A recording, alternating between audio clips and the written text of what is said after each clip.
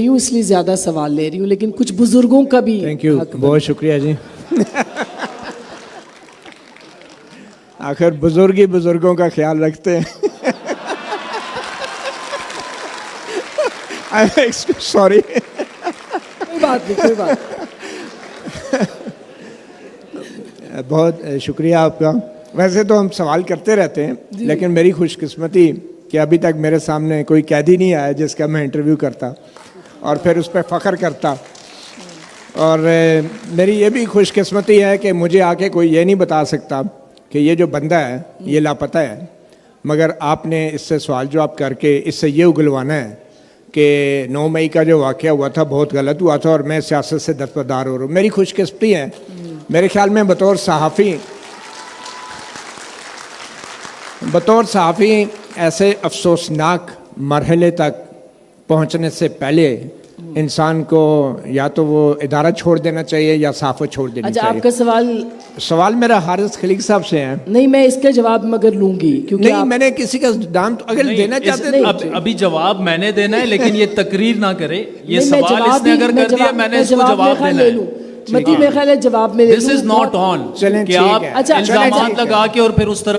Adil I know پہلے he is good at this لیکن حارث صاحب سے سوال پوچھ لے آپ. مجھے سوال کرنے دینا. اچھا، حارث صاحب سے سوال نہیں کیا. میں صداقت عباسی نہیں ہوں. آپ تو آئی am not Sadaqat Abbasi. Let me speak. Adil I will speak. جرأت کرے مجھ سے میں سوال صداقت کرے نا. عباسی نہیں ہوں. مجھے بات کرنے دیں. آپ بیٹھ عادل، جائیں. ایک سیکنڈ میں بات کرتی ہوں. بات یہ ہے حارث خلیق صاحب، میں آپ سے یہ جاننا چاہتا ہوں کہ یہ آج کل جو لٹریچر فیسٹیول ہوتے ہیں، ایک تو ان میں یہ سٹیک ہولڈرز کا انتخاب کون کرتا ہے؟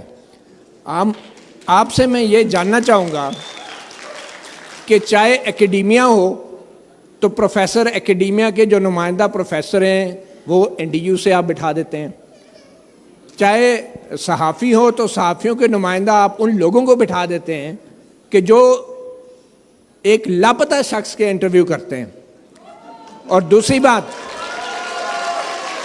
اچھا میں آخر میں ایک سوال حارث خلیق صاحب، اچھا، متی اللہ میں صاحب، عادل متی شاہ اللہ زیب صاحب، سے بالکل میں سوال کروں گا، لیکن آپ سے ایک سوال ہے متی اللہ کہ صاحب، آپ مجھے یہ بتائیں، ایک سوال ہے ون لائنر، کہ کیا وقت کے ساتھ ساتھ یہ جو ہمارا ڈیبیٹ اور ڈسکشن ہے ڈیموکریسی کے اوپر، کیا اس کا معیار گرا ہے یا نہیں؟ اور کیا اس کی وجہ یہ نہیں ہے کہ جو ڈیبیٹ کرنے والے لوگ ہیں وہ سارے انٹرسٹڈ پارٹیز ہیں اور وہ لوگ ہیں جنہوں نے جمہوریت کی جڑیں کھوکھلی کی ہیں؟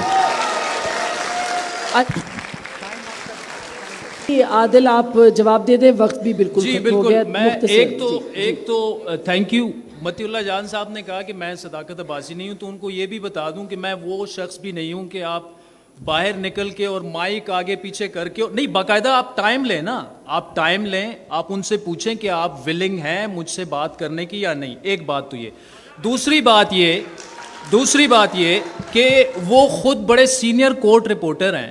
انہوں نے یہ کیسے ڈیسائیڈ کر لیا جج بن کے کہ وہ انڈر ڈیورس تھا، وہ لاپتہ تھا؟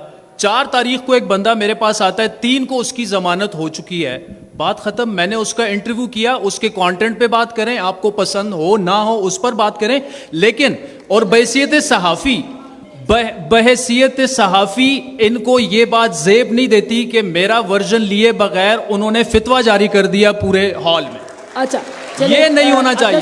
وہ اپنے آپ کو ایک بیلنس صحافی نہیں کہہ سکتے یہ کر کے. آپ نے جواب دے دیا. اطہر صاحب آپ بھی اور فرزانہ بھی. 20 آسما صرف 20 سیکنڈ اور اگر عادل شاہ زیب کی صحافت جاننی ہے تو آپ کو ایس پی طاہر داوڑ سے شروع کرنا پڑے گا، جس کو یہاں سے اٹھا کے افغانستان میں مارا گیا.